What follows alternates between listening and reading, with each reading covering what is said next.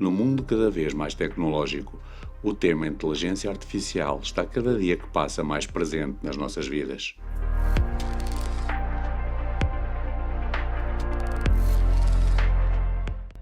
Atendendo às necessidades das pessoas, hoje em dia são inúmeras as ferramentas inteligentes que surgem no mercado, como é o caso do ChatGPT, que é gratuito e de fácil acesso. Sendo assim, a aplicação destas ferramentas abrange as mais variadas áreas e a educação não está de todo fora da equação. Comecemos pela grande questão: o que é entendido por inteligência artificial? Porque não tenho uma resposta clara para isso, assim como eu acho que a inteligência artificial na área da educação ainda está muito também por descobrir e, portanto, eu acho que é, assim, de uma forma muito abrangente, muito geral, é uma ferramenta que nós podemos utilizar para obter mais informação, que nos pode ajudar a realizar alguns trabalhos, sim, criar alguns recursos, mais particularmente na área da educação. Nos primórdios da pesquisa sobre inteligência artificial nos anos 50, o termo foi inventado, mas a sua popularidade crescente nos dias de hoje deve-se ao aumento dos dados disponíveis, avanços algorítmicos e melhorias na capacidade e armazenamento computacionais.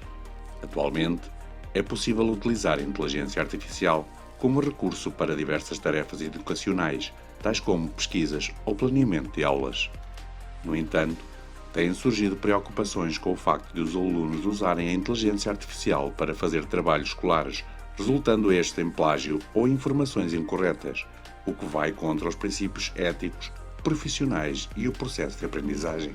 Outra questão levantada é a confiabilidade ou veracidade das respostas, especialmente em consultas académicas, tendo em conta que a inteligência artificial, por vezes, fornece autores de artigos inexistentes. Uma vantagem é ter ali assim uma resposta imediata, ter ali informação mais na ponta dos dedos. Pode ser um auxílio a eu começar a fazer algo, aquele drama da folha em branco deixa de existir, não é? Para os docentes, para além do desafio de abarcar aqui novas tecnologias, poder todas aquelas tarefas mais burocráticas, sei lá, fazer sumários e outras coisas assim, planos de aula, eu deixar isso em 5 minutos e ter o resto do meu tempo para o que realmente interessa na lecionação.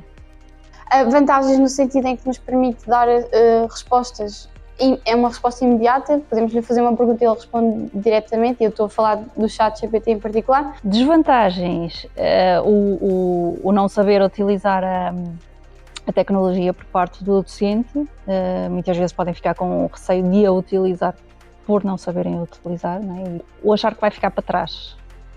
Eu acho que há muitos docentes que estão a questionar-se neste momento porque é que eu estou a dar a aula se calhar aquilo em parte está a dar as respostas daquilo que eu dou. Aqui temos que mudar o paradigma, mudar se calhar as nossas aulas, aquilo que estamos a lecionar, focar se calhar noutros aspectos em que as plataformas não dão. Mas é claro que tem as suas desvantagens e esse é das minhas preocupações enquanto futura professora, que tenho receio de vir a lidar com situações em que os meus alunos me apresentem trabalhos escritos só por inteligência artificial. E não sei se vou estar preparada para identificar que é um trabalho feito pela inteligência artificial. Eu dou uma formação que é a Introdução à Inteligência Artificial aos docentes e nessa formação eu passo por 4 ferramentas. 2 que são mais vocacionadas para a gestão académica, fazer planos de aula, fazer bullets para PowerPoints, fazer conteúdos, criar questões, que é o Magic School e é do AIDE. E depois apresento mais 2 mais genéricas, que é o ChatGPT e o Gemini, para utilizarem de outras formas, não é? Porque dar mais contexto, portanto dar muito mais à ferramenta para ela me devolver uma resposta, não é? O que mais utilizo é o chat. Acho que, tipo, de uma forma geral, é o que as pessoas do meu curso também utilizam mais. Às vezes nem tanto para ajudar a fazer trabalhos, no meu caso é mais, eu lembro-me assim recentemente de trabalhos que eu tenha feito para criar situações hipotéticas, para inventar problemas matemáticos, por exemplo. Nós também tivemos que fazer uma planificação para teatro, para drama, e tivemos que também, lá está, pedir-lhes assim situações engraçadas para depois realizar uma atividade de improvisação.